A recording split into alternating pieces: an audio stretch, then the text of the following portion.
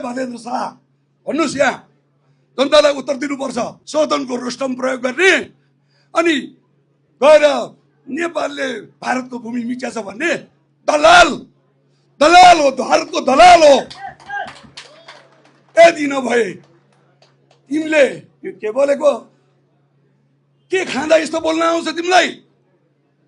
म त कहिले काहीँ छक पर्छु, मध्यराततिर त बरबर सुनेको थिएँ। कहिले लगेर कहाँ गाडिदिन्छु, कहिले सिंहदरबार पोलिदिन्छु भनेर सुनेको थिएँ। दिन धाडै सदनमा बोल्दाखेरि के बोलेको थियो?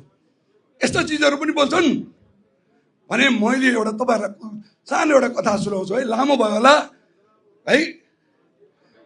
तपाईँहरू थोरै आज म प्रवेश गरेको दिन भोलि पर्सि यस्तै मञ्चमा बोलायो भने कम बोलाउला। आज मैले बोल्नै पर्ने हुन्छ र तपाईँहरू सुन्नुपर्ने पनि हुन्छ। एउटा मुसो के भएछ थाहा छ? रन्थनिँदै गएछ। रन्थनिँदै गएपछि जाँडको घ्याम्पोमा पसेछ। जाँडको घ्याम्पोमा पसेपछि लरबरिँदै अलिकति मुन्टो देखाउँदै लौ मलाई बचाऊ बचाऊ बचाऊ भनेर कराउन थालेछ। अनि बचाऊ बचाऊ भनेर यसो हेरेछ, एउटा बिरालो देखेछ। ए मलाई बचाऊ भन्दा बिरालोले त मुसो खान्छ त, कहाँ बचाउँछ? अनि उसले यसो हेरेछ।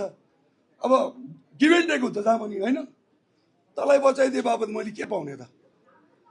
ए म यो जाँडको घ्याममा मर्नु भन्दा मलाई बचाइदिए बापत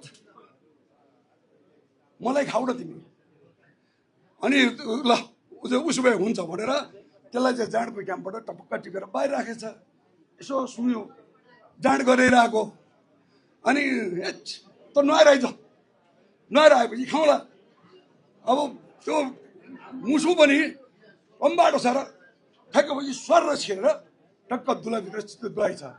अनि दुलामा गएपछि अन्त तेरीमा फटा मुसो तँलाई मैले त्यत्रो उसबाट निकालिदिएँ, त त्यहाँ जाने भनेपछि हे तेरीका यो त जाँड खाएको बेला पो भने त।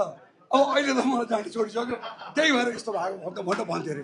भनेपछि अब हाम्रो बालेन्द्र शाहले केही खाएको हुनुपर्छ कि होइन भने भारतसँग यसको लिगेसी हुनुपर्छ र भारतलाई हाम्रो नेपाल बेच्न खोजेको हुनुपर्छ। खबरदार बालेन्द्र शाह यो देशलाई सिक्क केही गर्यो भने तिम्रो के हुन्छ त्यसको परिणाम अहिले हामीले नभन्नु। अर्को कुरो के छ? विद्युतमा भ्याट लगाएको छ। यही देशमा उत्पादन भएको चिज यसैमा भ्याट लगाउने। अनि बिजुली प्रयोग गर्यो भने ट्रान्समिटर पड्किन्छ अरे। त्यसो भए सबै विद्युत निमाएर बस्यो भइगयो।